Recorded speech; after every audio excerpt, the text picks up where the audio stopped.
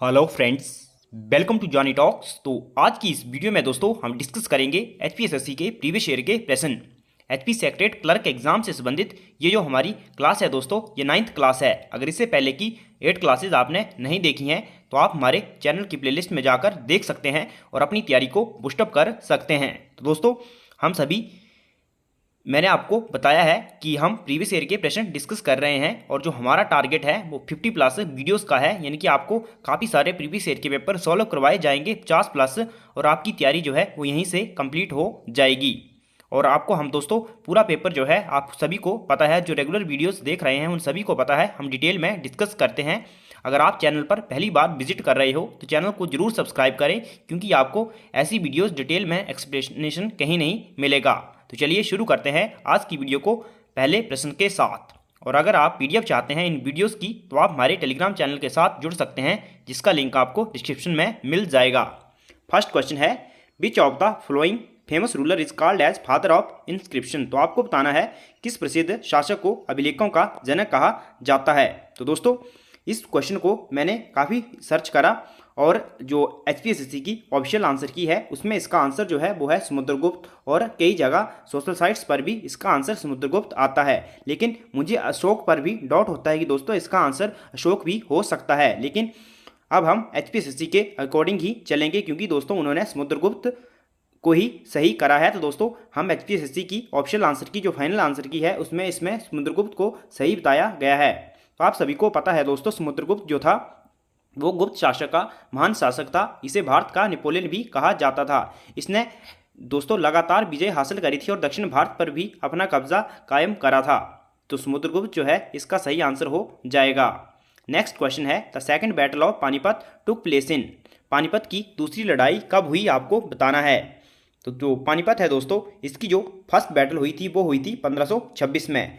तो दोस्तों ये हुई थी जो बाबर और इब्राहिम लोदी था, दिल्ली सल्तनत का अंतिम शासक इब्राहिम लोदी, और जो बाबर था जिसने मुगल वंश की भारत में स्थापना करी। तो ये लड़ाई जो है यही मेन मानी जाती है भारत में मुगल वंश की स्थापना के लिए। पानीपत की प्रथम बैटल, यहाँ पर पूछा है सेकंड बैटल, तो सेकंड बैटल हुई थी दोस्तों 1556 में, और किसके बीच हुई थी तो ये हुई थी दोस्तों अकबर और हेमू के बीच में। और अकबर जो था दोस्तों उसमें काफ़ी छोटा था, तो उसके सेना का नेतृत्व जो किया था वो बैरम खान के द्वारा किया गया था। तो दूसरी लड़ाई हो गई 1556 में, और तीसरी हुई है दोस्तों 1761 में, और ये हुई है दोस्तों जो अहमद शाह अब्दाली था और मराठों के बीच हुई है, और मराठों की इसमें हार हो गई थी। और ये जो 1576 है दोस्तों, इसमें हल्दी घाटी का युद्ध हुआ था अकबर और महाराणा प्रताप के बीच। और अकबर जो था दोस्तों वो महाराणा प्रताप से काफ़ी डरता था, तो इस युद्ध करने के लिए स्वयं नहीं गया था, उसने अपने सेनापति मान सिंह को भेजा था। तो काफ़ी प्रश्न इससे बन जाते हैं। नेक्स्ट क्वेश्चन है, which became the first capital of A kingdom under the Tomar Rajput. तो आपको बताना है तोमर राजपूतों के अधीन साम्राज्य की राजधानी सबसे पहले कौन बनी थी। दिल्ली, पाटलिपुत्र, कलकत्ता या फिर तक्षशिला। तो दिल्ली जो बनी थी दोस्तों तोमर राजपूतों के अधीन सबसे पहले राजधानी, तो ऑप्शन इसका ए जो है वो सही हो जाएगा, दिल्ली बनी थी। और बात करें दोस्तों जो तोमर राजपूत वंश है इसकी स्थापना जो करी गई थी वो अनंगपाल के द्वारा करी गई थी, यानी कि दिल्ली कैपिटल बनी थी। और दोस्तों बाद में जो तोमर राजपूत थे इनको जो चौहान थे उनके द्वारा हराया गया था। चौहान शासक आप सभी को पता है, प्रसिद्ध शासक जो रहे वो पृथ्वीराज चौहान तृतीय रहे थे, जिनका मोहम्मद गौरी से 2 बार सामना हुआ। यानी कि पहली बार जो मेन लड़ाइयाँ हुई वो हुई तराइन का प्रथम युद्ध और तराइन का द्वितीय युद्ध। तो प्रथम युद्ध में जो मोहम्मद गौरी था वो पराजित हुआ था, और द्वितीय युद्ध में जो पृथ्वीराज चौहान थे ये पराजित हुए थे। नेक्स्ट है, who was appointed by Akbar as his court musician. आपको बताना है अकबर द्वारा किसे अपने दरबार में दरबारी संगीतज्ञ के रूप में, म्यूजिशियन के रूप में नियुक्त किया गया था। तो ये काफ़ी आसान प्रश्न है दोस्तों। तो मियाँ तानसेन का आपने नाम सुना होगा, ऑप्शन बी सही हो जाएगा, मियाँ तानसेन। अकबर के द्वारा दोस्तों मियाँ तानसेन को अपने दरबार में संगीतज्ञ नियुक्त किया गया था। तो बात करते हैं दोस्तों तानसेन की, तो थोड़ा सा तानसेन के बारे में हम जान लेते हैं। तो तानसेन का जन्म जो हुआ था दोस्तों वो हुआ था 1506 ईस्वी में। 1506 ईस्वी में इनका जन्म हुआ था। और दोस्तों बात करें तानसेन की, तो तानसेन का जो बचपन का नाम था दोस्तों वो था, इनका जो मूल नाम है वो है रामतनु पांडे। रामतनु पांडे इनका मूल नाम था। और इनके जो गुरु थे दोस्तों, इन्होंने 12 वर्ष तक जो अपने गुरु थे स्वामी हरिदास उनसे शिक्षा प्राप्त करी थी। बाद में दोस्तों इन्होंने जो अन्य जो संगीत की शिक्षा प्राप्त करी थी वह मोहम्मद गौस थे, मुस्लिम गुरु थे एक, उनसे इन्होंने शिक्षा प्राप्त करी थी मियाँ तानसेन ने। और बाद में जो मियाँ तानसेन थे दोस्तों, यह मध्य प्रदेश के जो रीवा नरेश थे, रामचंद्र में भी उनका नाम था, रामचंद्र के दरबार में दोस्तों नियुक्त किए गए थे म्यूजिशियन। वहीं से दोस्तों इनको पॉपुलैरिटी मिली और काफ़ी फेमस हो गए थे। बाद में अकबर ने भी जो रीवा नरेश था उनके दरबार में ही तानसेन के संगीत को सुना था और बाद में अकबर ने इन्हें अपने दरबार में बुला लिया था और फिर अपने नवरत्नों में शामिल किया था। तो काफ़ी महत्वपूर्ण प्रश्न इनसे बन जाता है। ऑप्शन बी इसका सही हो जाएगा, मियाँ तानसेन। नेक्स्ट है beach in the world heritage list. आपको बताना है निम्न में से कौन सा विश्व धरोहर सूची में शामिल है। खजुराहो, ताजमहल, हम्पी या फिर ये सभी। तो दोस्तों वर्ल्ड हेरिटेज लिस्ट में खजुराहो, ताजमहल और हम्पी यह तीनों आते हैं। तो खजुराहो की बात करें तो दोस्तों यह मध्य प्रदेश में चंदेलों के द्वारा इनका निर्माण करवाया गया था। बाकी ताजमहल की बात करें तो दोस्तों ताजमहल सबसे प्रसिद्ध कृति है। भारत में ही नहीं दुनिया के 7 अजूबों में भी इसका नाम शामिल है। तो बात करें ताजमहल की दोस्तों तो 1983 में इसे जो यूनेस्को की वर्ल्ड हेरिटेज लिस्ट है उसमें शामिल किया गया था। और 2007 में दोस्तों इसको जो दुनिया के 7 अजूबे हैं उसमें पहला स्थान दिया गया था ताजमहल को। और इसका निर्माण आप सभी को पता है, जो शाहजहां था उसने अपनी बेगम मुमताज़ महल के याद में करवाया था 1632 में। दोस्तों 1632 में इसका निर्माण शुरू हुआ था और 1653 में जाके ये कंप्लीट हुआ था। तो इससे ये महत्वपूर्ण प्रश्न बन जाता है। और जो बात करें हम्पी दोस्तों, ये हम्पी कहाँ है, ये कर्नाटक में है। नेक्स्ट क्वेश्चन है which year did Bankim Chandra Chattopadhyay wrote Anand Math. आपको बताना है बंकिम चंद्र चट्टोपाध्याय ने किस वर्ष आनंद मठ लिखा था। तो आप सभी को पता है जो आनंद मठ है दोस्तों इसी से ही वंदे मातरम लिया गया है और ये लिखा गया था 1882 में। ऑप्शन बी जो है वो सही हो जाएगा 1882। तो बंकिम चंद्र चट्टोपाध्याय के द्वारा ही आनंद मठ लिखा गया है, वंदे मातरम यहीं से लिया गया था। मैंने पिछली वीडियो में भी आपको बताया है। नेक्स्ट है where was the first session of the Indian National Congress held. भारतीय राष्ट्रीय कांग्रेस का प्रथम अधिवेशन कहाँ संपन्न हुआ, आपको बताना है। तो दोस्तों मैं आपको बता दूं जो भारतीय राष्ट्रीय कांग्रेस का प्रथम अधिवेशन जब होना तय किया गया था तो वो पुणे में होना था, लेकिन वहाँ पर प्लेग या फिर हैजा बीमारी फैल गई थी, जिसके कारण दोस्तों इसे बम्बई में कराना पड़ा। और दोस्तों बम्बई में प्रथम अधिवेशन हुआ था। तो कब हुआ था दोस्तों, ये हुआ था 28 दिसंबर 1885 को। और कौन थे इसके प्रथम अध्यक्ष, वो थे WC बनर्जी। तो काफ़ी महत्वपूर्ण प्रश्न है। नेक्स्ट है constituent assembly of Indian was formulated on the recommendation of. जो भारत का संविधान था दोस्तों, भारत की संविधान सभा का निर्माण आपको बताना है किसकी अनुशंसा पर हुआ था। तो जो संविधान सभा का निर्माण हुआ यह हुआ था दोस्तों कैबिनेट मिशन की अनुशंसा पर। ऑप्शन डी सही हो जाएगा, कैबिनेट मिशन। तो कैबिनेट मिशन में मैंने पहले भी आपको बताया, इसमें 3 सदस्य थे। कौन कौन से, पैथिंग लॉरेंस, अलेक्जेंडर AB अलेक्जेंडर और स्टैफोर्ड क्रिस्प जो थे 3 सदस्य थे दोस्तों। ये 3 सदस्यों ने कैबिनेट मिशन जो था 1946 में भारत आया था और इनकी अनुशंसा पर ही संविधान सभा का निर्माण हुआ और बाद में संविधान सभा ने ही संविधान का निर्माण किया था। तो काफ़ी महत्वपूर्ण प्रश्न बन जाता है। और बात करें बेबल योजना की तो यह 1945 में अस्तित्व में आई और क्रिप्स मिशन 1942 में दोस्तों। और अगस्त प्रस्ताव की बात करें तो यह 1940 में अगस्त प्रस्ताव आया था, यानी कि पारित हुआ था, उनके द्वारा रखा गया था। तो आपके लिए प्रश्न है दोस्तों, जब अगस्त प्रस्ताव पारित किया गया या फिर सामने रखा गया तो दोस्तों उस समय भारत के जो वाइसराय थे वो कौन थे, आप कमेंट करके ज़रूर बताएं। नेक्स्ट है where do we find the ideals of Indian democracy in the constitution. संविधान में भारतीय लोकतंत्र का स्वरूप कहाँ मिलता है।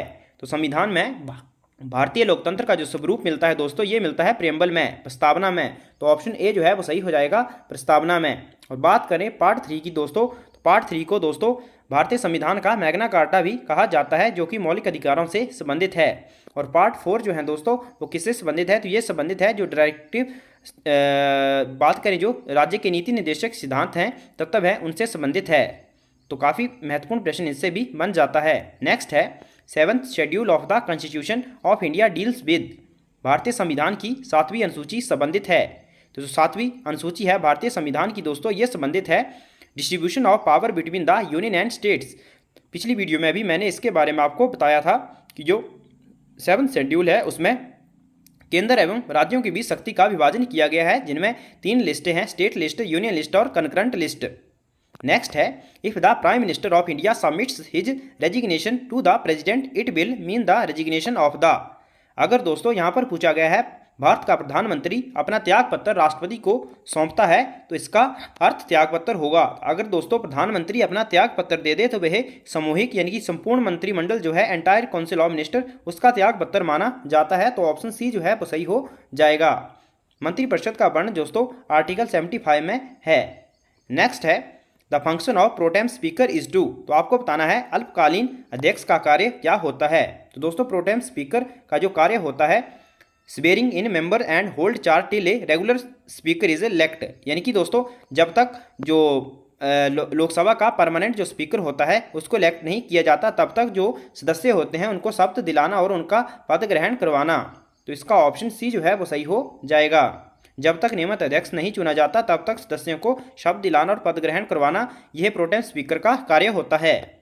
नेक्स्ट है the moon is showing its same face to the earth because. चंद्रमा अपना समान मुख पृथ्वी को दिखा रहा है क्योंकि। तो इसका क्या कारण है दोस्तों, इसका कारण यही है कि its period of rotation and revolution are the same, यानी कि इसके जो घूर्णन और परिभ्रमण की जो समय सीमा है दोस्तों वो समान है। तो ऑप्शन सी जो है वो सही हो जाएगा। नेक्स्ट क्वेश्चन है दोस्तों which river does not originate in Indian territory. तो आपको बताना है इनमें से किस नदी का उद्गम भारतीय क्षेत्र में नहीं होता है।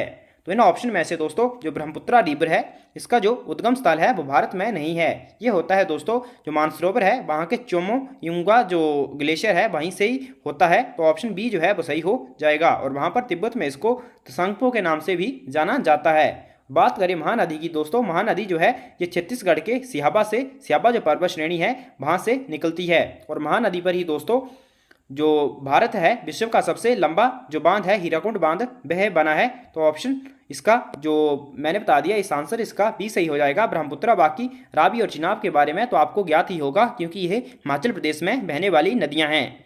नेक्स्ट है which state are prone to cyclones during retreating monsoon season. पश्चिमगामी मानसून ऋतु के दौरान कौन से राज्य चक्रवात प्रवण है। तो आपको बताना है।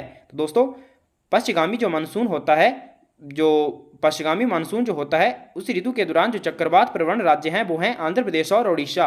तो ऑप्शन डी जो है वो सही हो जाएगा आंध्र प्रदेश और उड़ीसा।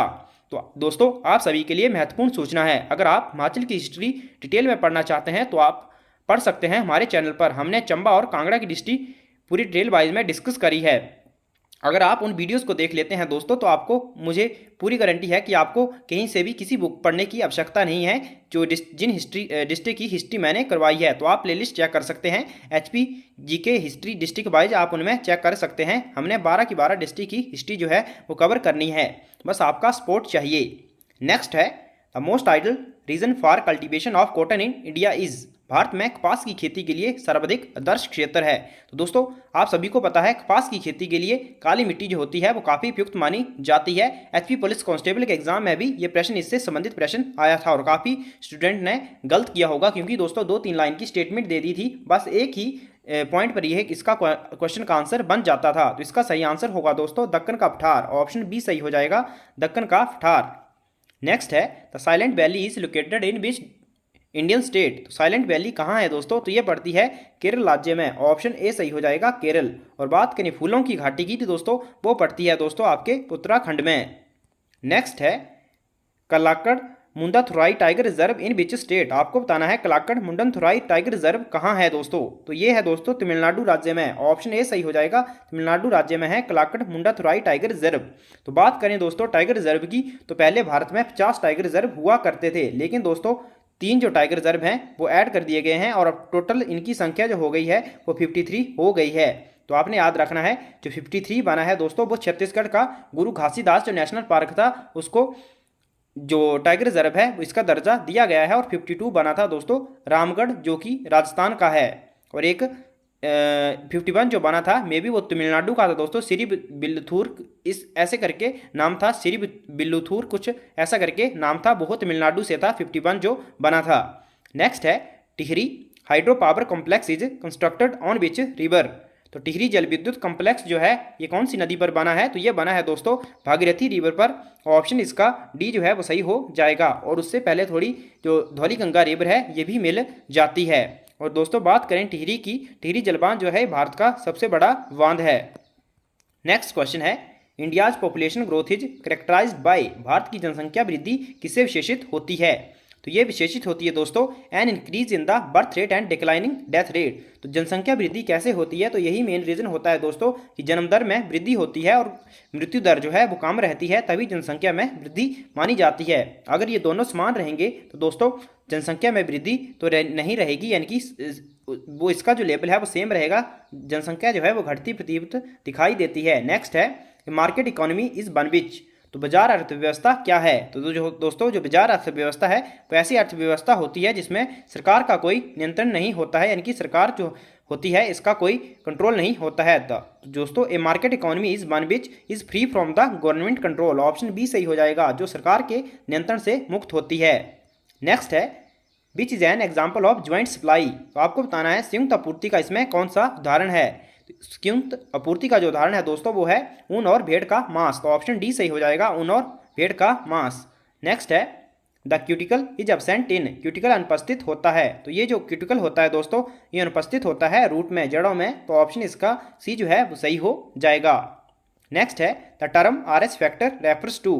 पद आर एच फैक्टर आपको बताना है इसका क्या अर्थ है। तो दोस्तों आर एच फैक्टर जो लिया गया है ये लिया गया है दोस्तों एक बंदर से। रीसस फैक्टर इसका सही आंसर होगा ऑप्शन ए, रीसस मंकी से ये लिया गया है। सबसे पहले इसकी खोज जो करी थी दोस्तों वो कार्ल लैंड स्टीनर और बीनर के द्वारा करी गई थी। नेक्स्ट है outside of cooking utensil are generally left black from the below because. दोस्तों खाना पकाने के बर्तनों का जो भारी हिस्सा होता है आमतौर पर नीचे से काला रखा जाता है, क्योंकि दोस्तों जो काला रंग होता है वो ऊष्मा का अच्छा अवशोषक है, इसलिए इसका ऑप्शन डी जो है वो सही हो जाएगा। काली सतह ऊष्मा की अच्छी अवशोषक है। नेक्स्ट है refrigerator protects the food from the contamination because. Refrigerator खाने को दूषित होने से बचाता है, क्योंकि दोस्तों जो इसका कम तापमान होता है वह जीवाणु और कवक को निष्क्रिय कर देता है। तो इसका ऑप्शन ए जो है वो सही हो जाएगा। At its low temperature bacteria and fungus become non reactive. और दोस्तों जो है उपयुक्त टेम्परेचर माना जाता है रेफ्रिजरेटर का वो 1 डिग्री से 4 डिग्री के बीच माना जाता है, ये उपयुक्त टेम्परेचर होता है। नेक्स्ट क्वेश्चन की बात करें दोस्तों तो नेक्स्ट जो क्वेश्चन है नेक्स्ट है the lightest radio active element is. तो आपको बताना है सबसे हल्का रेडियो एक्टिव तत्व कौन सा है। तो दोस्तों ये समस्थानिक है आपका किसका, तो ये है हाइड्रोजन का, जो कि है ट्राइटियम। तो ऑप्शन सी जो है वो सही हो जाएगा, ट्राइटियम। हाइड्रोजन के दोस्तों 3 समस्थानिक है, प्रोटियम, ड्यूटेरियम और ट्राइटियम। जो ड्यूटेरियम है दोस्तों इसका जो ऑक्साइड होता है ड्यूटेरियम ऑक्साइड को भारी जल के नाम से भी जाना जाता है, तो आपने याद रखना है। नेक्स्ट है what is the common name of calcium hypochloride. Calcium hypochloride का जो सामान्य नाम है दोस्तों वो है ब्लीचिंग पाउडर। ऑप्शन बी सही हो जाएगा, ब्लीचिंग पाउडर, जिसका जो केमिकल फॉर्मूला है वो है CaOCl2। और बात करें बेकिंग सोडा की दोस्तों, इसे खाने वाला सोडा भी कहा जाता है। इसकी जो फुल फॉर्म है वो आप कमेंट करके जरूर बताएं। नेक्स्ट है विच institution recently release report on pandemic billionaires. तो ये जो रिपोर्ट है दोस्तों पेंडेमिक बिलियनर्स की ये जारी करी गई थी ऑक्सफैम के द्वारा। ऑप्शन बी सही हो जाएगा। और नेक्स्ट और अंतिम प्रश्न है इस वीडियो का, किस राज्य ने हाल ही में भारत की प्रथम citizen driven state level bird Atlas जारी किया। तो ये करा था दोस्तों केरल के द्वारा। ये करंट अफेयर के 2 क्वेश्चन है, ये पेपर जो था रिसेंटली कंडक्ट करवाया गया था, इसलिए मैंने आपको कवर करवा दिए। तो दोस्तों आई होप आपको वीडियो पसंद आई होगी। अगर वीडियो आपको पसंद आई है तो वीडियो को लाइक कर देना, शेयर कर देना और चैनल को जरूर सब्सक्राइब कर देना। Thanks for watching, God bless you all.